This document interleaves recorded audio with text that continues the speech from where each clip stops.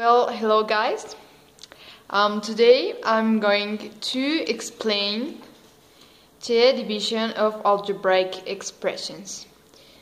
Okay, now we have three types of division. The first one will be monomial by a monomial, the second one a polynomial by a monomial, and the third one a polynomial by a polynomial. The one we are going to see today is this one. It can be the hardest one, and that's why I'm going to explain it, because it can be a little trickier than the other ones. Okay, so the method we are going to use is called the house method, and it's called like that because basically what you do is that you put the division inside like the same shape we use for normal divisions. So we are going to start with our first example. This will be a trinomial by a binomial. So if you don't remember, they are called like this when they have more than two terms. They are polynomials. A term is each expression that is divided by a sign. So we have that this one and this one and this one is a term, and this in here we have two terms. So now we can start. The first thing we have to do is to accommodate them inside the house. So first we have to see the degree of the expression. In this case, the highest degree will be 2, because you can see in here we don't have nothing.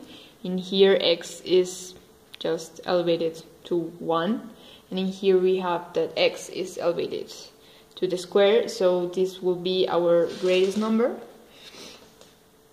So we can accommodate them inside the house.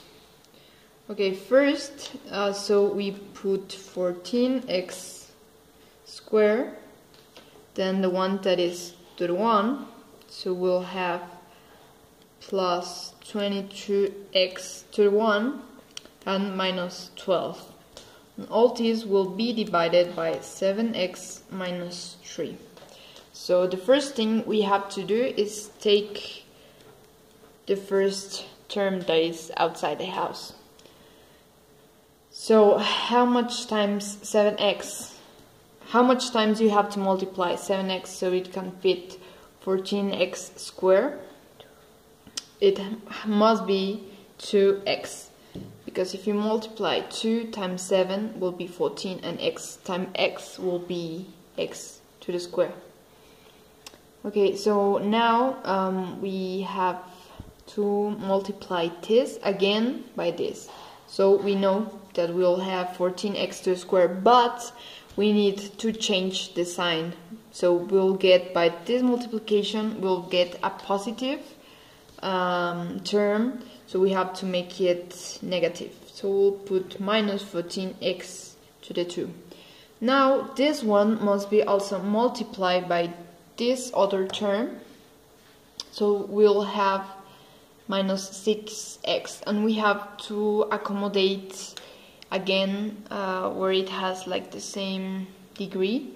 So it will be minus and plus will be minus, but again we change the sign, so it will be plus 6x. So now we can like separate them, and we have that 14x squared minus 14x squared. We understand that we can cancel this term, and from the addition of these two we've got 28x. Now we must do the same process with the next one. So we have that, how many times we need to multiply 7x that it will give us 28? It is 4. So it will be positive 4. Again, we multiply this by this, and we'll get minus 28x. Then again this by this, it will give us minus 12, but due to we need to change the sign, it will be it will be plus 12. So now we can see that here we can cancel this one, and we can also cancel this one. So we don't have a remainder, so we can leave the solution to this division like this. So the answer will be 2x plus 4. Okay, now we'll move to our next example. Again, we see the exponents we have, and we can see that the highest in here is 5. So we must start with the 5. So we can have that 3x to the 5, and then we don't have a 4 nor a 3, so we have still to have a number there.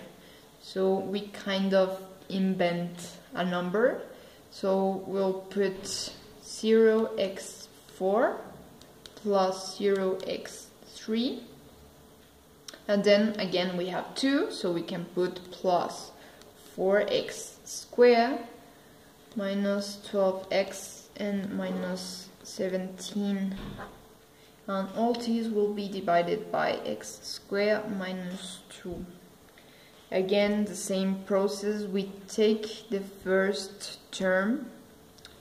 So how many times we need x squared to fit inside 3x to the 5? So we'll have 3x3. We multiply them again, and we'll have minus 3x to the 5. Okay, now we multiply again, so it will give us minus 6 plus 6 plus 6x to the 3. Okay, we can separate. We can see that in here we can already cancel this. This one, as we don't have like one direct number that can be added or wrested from our imaginary number we added here to complete the sequence, we can also cancel it. And in this case we have the 0, but you can add the 6x cube, so you have to put plus 6x cube. Okay, we write the complete polynomial, and we make it again and again and again. So now we will have plus 6x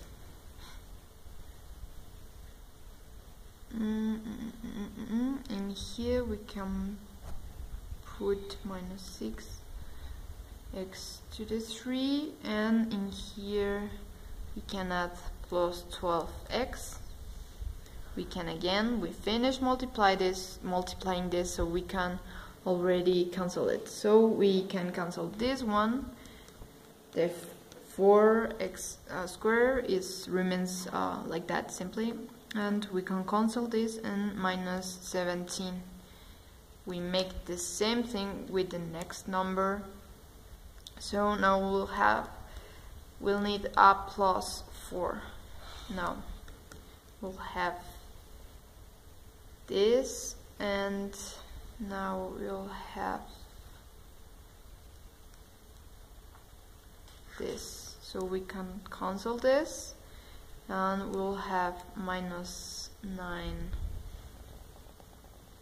Okay, now you see that we had a minus 9 final, but we can't really make this fit inside this because we don't have here a variable. We have nothing, it's just a 9. This is more or less impossible. So what we have here is the remainder.